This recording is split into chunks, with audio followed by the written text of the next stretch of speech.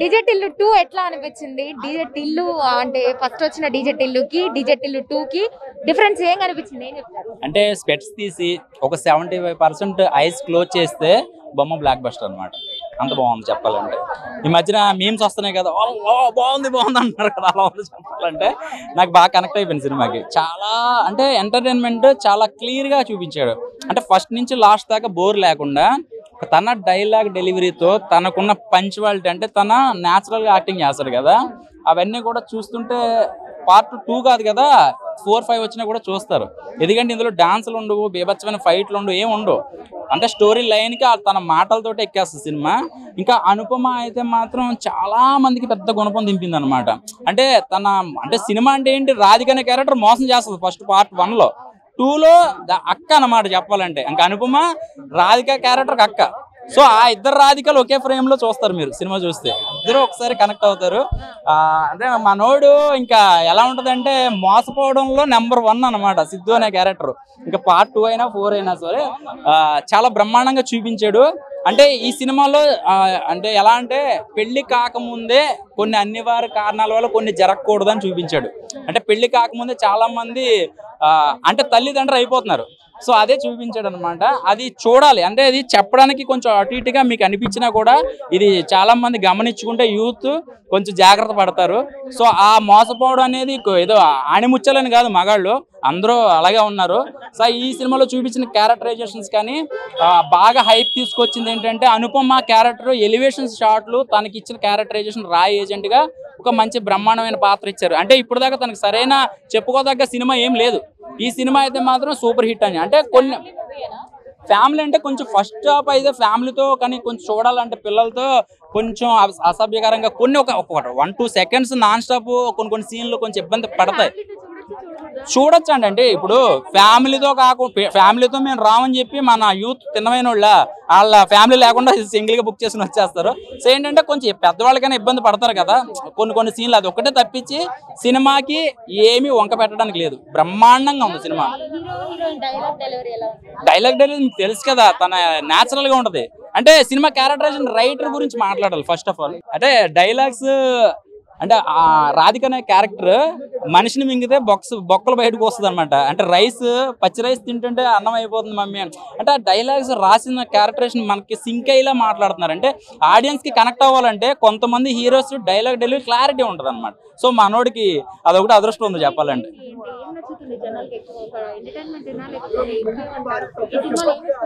సినిమాలో మోసపోవడం గురించి చూపించాడు, మోసం చేసే వాళ్ళ కోసం చూపించాడు.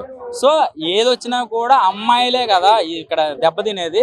సో ఏదొచ్చినా ఎవరిని పడితే వాడిని నమ్మకుండా ఇంట్లో వాళ్ళు సంబంధాలు చూసి పెళ్లి చేసుకుంటే హ్యాపీగా ఉంటారు. ఎవరిని పడితే నాకులు అంటుండడం, ఇక ఈ కెమెరామెన్లు అంటుండడం నమ్మితే ఇక్కడ హుస్సేన్ సాగర్ దగ్గర వదిలేసి వెళ్ళిపోతారు అనమాట. అవుట్ ఆఫ్ 5 అండి. డీజే టిల్లు 1 బాగా నాకు కనెక్ట్ అవుతుంది అంటారా? దానికి మించి ఇది కనెక్ట్ అవుతుంది? ఇదే కనెక్ట్ అవుతుందండి. ఇదే కనెక్ట్ అవుతుంది.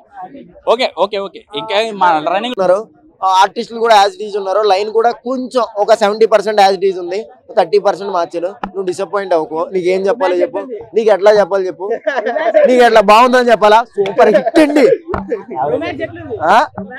అదేనండి ఆవిడ అన్నది కదా, ఇది మాత్రం మీరు వేస్తారో ఏరో తెలియదు.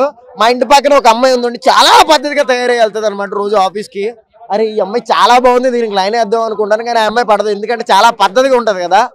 పద్ధతిగా ఉన్న అమ్మాయికి లైన్ వేసినా వేస్ట్ రా బాబు అనుకున్నాను నేను. అలా పద్ధతిగా ఉంది ఇన్ని రోజులు అనమాట. ఎవరు అనుపమ. వన్ డే ఏమైందంటే సౌండ్స్ అండ్ స్పిరిట్స్ పబ్కి వెళ్ళాను అనమాట. అక్కడ అదే అమ్మాయి ఇంత షార్ట్ తోటి వేరే వాడితో డాన్స్ చేస్తుంది. అప్పుడు అర్థమైంది అనమాట, పద్ధతిగా ఉన్న అమ్మాయి గబ్బుగా తయారైతే ఎలా బిహేవ్ అయిపోతే.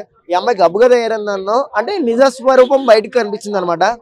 నాకైతే ఎండ్ ఆఫ్ ది డే బాగుందండి, అంతే. డీజే టిల్లు కనెక్ట్ అవుతుంది. అదే చాలా బ్లాస్ట్ అయింది అనమాట. చాలా జనం, క్రౌడ్ కూడా చాలా మంది వచ్చారు. బాగుందండి, ఎంజాయ్ చేయొచ్చు అంతే. అంటే ఎన్నిసార్లు కాదు, ఒకసారి చూడొచ్చు. నాకు అదే బాగుందండి. బాగాలేదని చెప్తలేదు, నాకు అది నచ్చిందండి. యాజ్ డీజ్ డైలాగ్స్ ఉన్నాయి దాంట్లో. డైలాగ్స్ ఏమున్నాయి చేశారా హీరోయిన్ మార్చి? ఆ హీరోయిన్ మార్చి కొంచెం ఎలిమెంట్స్ మార్చి కొంచెం లైన్ మార్చి కొంచెం చేంజ్ చేశారు అంతే. దాంట్లో కోర్టులో పంచాయతీ పెడతారు, దీంట్లో పోర్ట్లో పెడతారు. పోర్ట్ అనమాట. పోర్ట్ అంటే తెలుసు కదా, కాకినాడ పోర్ట్లో పెడతారు, అది కోర్టులో పెడతారు అంతే. దానికి మించి ఏం లేదు. ఫైనల్ బ్లాస్ట్ కొంచెం బాగుంటదేమో అనిపించింది, కొంచెం తగ్గింది అంతే. ఫస్ట్ హాఫ్ అలా అలా కామిక్ గా వెళ్తుంది, సెకండ్ హాఫ్ అప్పుడే అయిపోయింది ఏంట్రా అనిపిస్తుంది అంతే, అంతకు మించి ఏం కాదు. లాగ్ ఏమనిపించలేదు కానీ ఇంకా ఏమన్నా ఉంటే బాగుండు అనిపించింది. 2 గంటలే సినిమా, ఎక్కువ కాదు, 2 hours ఓన్లీ. ఏమో వస్తాను తీసుకుంటే వాళ్ళని ఈ కొత్త అక్కడికి ఉంటే వేసుకుని వస్తాను. డీజే టిల్లు స్క్వేర్ మరి చూసినా, మళ్ళీ వీళ్ళు డీజే టిల్లు అంటున్నారు, అంటే పాత సినిమా కూడా ఇది వేసుకుందామని చూస్తున్నారేమో. కాకా DJ Tillu square, DJ Tillu 3 కూడా రాబోతుంది. ఎందుకంటే రాధికా జాతి ఉన్నది కదా, ఆ జాతి ఇప్పట్లో జాతి అంతమయ్యే జాతి కాదు అది. సో ఆ జాతి ఎదురైనప్పుడు దూరంగా ఉండండి. ఎందుకంటే నేను ఆ జాతిని చూసిన, ఊర్లో చూసినా, బయట చూసినా, రాష్ట్రంలో చూసినా, రాష్ట్రంలో 7 రాష్ట్రాలు తిరిగి వచ్చిన, అన్ని రాష్ట్రాలు తిరిగినా కాబట్టి ఆ జాతిని ఎదురైనప్పుడు చూసినాను కాబట్టి ఇంకా నేను సింగిల్ గా ఉన్నా. I don't want to mingle any Radhika జాతి. ఓకే, సినిమా అయితే బాగుంది భయ్య, పాటలు బాగున్నాయి, ప్రతి పాట డీజే టైప్లోనే పోయినాయి అనమాట, సూపర్ గా ఉంది. ఇక నాకే గిట్లా తెల్ల పడ్డానికి నాకే గిట్లుంది ఊపుతున్నానంటే ఇక మీలాంటి యువత ఏ రేంజ్ లో ఉర్రు తొలగుతారు ఒకసారి చూసుకోండి. అనుపమ డైలాగ్ ఏంటుంది, పొరగాల సినిమా చూడగానే ఈవెంట్లకు వెళ్ళేసి అల్లం బెల్లం అనుపమ నా పెళ్ళం అంటారుగా, నాకు కూడా అనిపిస్తుంది కానీ బాగోదు కదా. సో రాధికా జాతి ఎదురైనప్పుడు లాగే ఒకటి బీగుతారు. సో రాధికా జాతికి గౌరవం ఇస్తా, అలాగే అటువంటి జాతి ఎదురైనప్పుడు అబ్బాయిలకు సింగిల్ గా ఉండే వాళ్ళకి జాగ్రత్తగా ఉండాలని చెప్తే సినిమా అయితే అద్భుతంగా ఉంది భయ్య. ఆ సిద్ధు జొన్నలగడ్డ నువ్వు మాత్రం కిర్రాక్గా రాసుకున్నావు, నాకు తెలిసి ఈయన రాసుకున్నాడు. ఒక ఇంటర్వ్యూలో కూడా చూసా, వేరే వాళ్ళకి అబ్బాయి చెప్తే కొంచెం తేడా ఉంది, మనది మనమే రాసేసుకోవాలి, మనది మనమే చేసేసుకోవాలంటారు. ఆ టైప్లో భయ్య 3 కూడా పోతున్నాడు, ప్రతి పాయింట్ బాగుంది, ప్రతి సీన్ హైలైట్. రాధిక ఎంటర్ అయినప్పుడు ఫస్ట్ రాధిక ఉంది, ఆ రాధిక ఎంటర్ అయినప్పుడు ఆమె కాళ్ళకి వెళ్ళి దిగుతుంది, ఆమె ఇంకా కాలు కూడా బయట పెట్టలే, గిట్ట డోర్ తీసి కాలు కనపడంగానే కదా ఓ రాధిక వస్తా అందులోనే వస్తున్నారు. అరే ముఖమన్నా చూడని ఎర్రవే అంటే లేదు, రాధికనే కాక అంటున్నారు. నిజంగానే రాధిక సన్నగా ఇంత పొడుగుతోటి వచ్చేసింది. కథం డీజే మళ్ళా కథం ఇట్లా కళ్ళెల్ల పెడుతున్నారు, ఈ అమ్మాయిది ఇంకా బతికే ఉందా అంటున్నాడు. సో సిద్ధు జొన్నలగడ్డకే షాక్ ఇచ్చింది రాధిక. అనుపమ అయితే సెకండ్ హాఫ్లో పోసుకున్నాడు, నాకు తెలిసి పోసుకున్నట్టు తడిచి ఉంటుంది, ఆ పూల సొక్కలు వేసుకున్నాడు, అలా కనపడలేదు. కానీ సిద్ధు అయితే నాకు తెలిసి అనుపమ పోలీస్ గడపలో కనపడని పోసుకునే ఉంటాడు. అంత అద్భుతమైన టెస్ట్ ఉందన్నమాట. పాటలు బాగున్నాయి, కిరాకిన పాటలు అయితే ఎక్కడ వంక పెడడానికి లేదు, బోరు లేదు, బీరు లేదు. నిజంగా బోర్ అన్నోడు అయితే వాడు బీరు తాగొచ్చి బీరుగా పడుకుంటారు, సినిమా అర్థం కాలే, వచ్చేసి లోపలికి బయటకు వచ్చేసి బోరు సినిమాలు టికెట్ తీసుకునే వాళ్ళు కొంతమంది ఉన్నారు, అది చెప్పుంటారు. వంక పెడడానికి లేదు భయ్య, కిరాకుంది మూవీ అయితే. హైలైట్ ఎలిమెంట్ ఏంటి సినిమాలో? Siddhu entry, Radhika first Radhika entry, Anupama entry, second half లో అనుపమ ఎలివేషన్, పోలీస్ ఆఫీసర్ చూపించే ఎలివేషన్ కీర్ ఉంటుంది.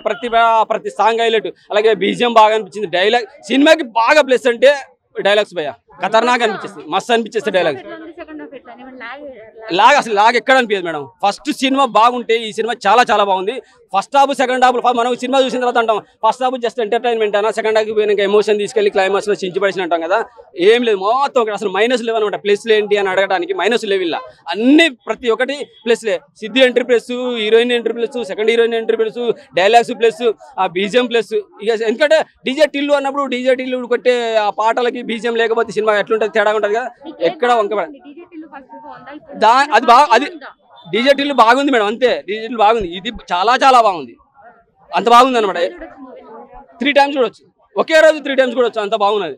సో ఎక్కడ వంకబెడడానికి అయితే లేదు, కిరాకుంది, ఫ్యామిలీతో చూడొచ్చు. లిప్ లాక్ ఉన్నది, లిప్ లాక్ ఏమైతుంది ఈ రెండు లిప్స్ అనుకుందాం, లాక్ అయిపోయింది, ఏమైంది? జస్ట్ సినిమాలో లిప్ లాక్స్ ఉన్నాయి, అక్కడ వల్గారిటీ లేదు. కానీ లిప్ లాక్ ఇస్తున్నప్పుడు కొన్ని మనకు ఇంగ్లీష్ సినిమాలో లేదంటే మలయాళ సినిమాలో సొల్లుగా ఆడుతూ ఉంటుంది. వల్గారిటీ ఉంటే సినిమా బాగలేదు, ఫ్యామిలీతో చూడొద్దు అనాలి.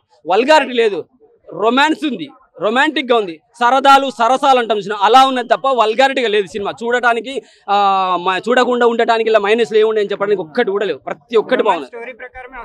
స్టోరీ ప్రకారం ఉంది, పాటలు బాగున్నాయి. ఇది కావాలని ఇరికించిన పాయింట్ ఎక్కడా లేదు. ప్రతి సినిమా పాట ఖచ్చితంగా వస్తుంది మేడం, రావాలి. ఎందుకంటే రాధిక జాతి ఉన్నది, సిద్ధు టిల్లు లాంటి వాళ్ళు మోసపోతున్నారు. సో వాళ్ళ కోసం మళ్ళీ ఇంకేం పాయింట్ ఇస్తుందో నాకే తెలియదు. ఒకవేళ నా వల్ల రాధిక జాతికి ఏమైనా అవమానం జరుగుంటే నన్ను క్షమించండి తెలియదు, ఎందుకంటే తెల్లబడిపోయింది, ఊడిపోయింది, కింద పొట్టొచ్చింది. ఐఎమ్ సారీ రాధిక జాతి, ఎందుకంటే I'm single, I don't want to mingle. Cinema చూడండి, కిర్రాకుంది. Thank you.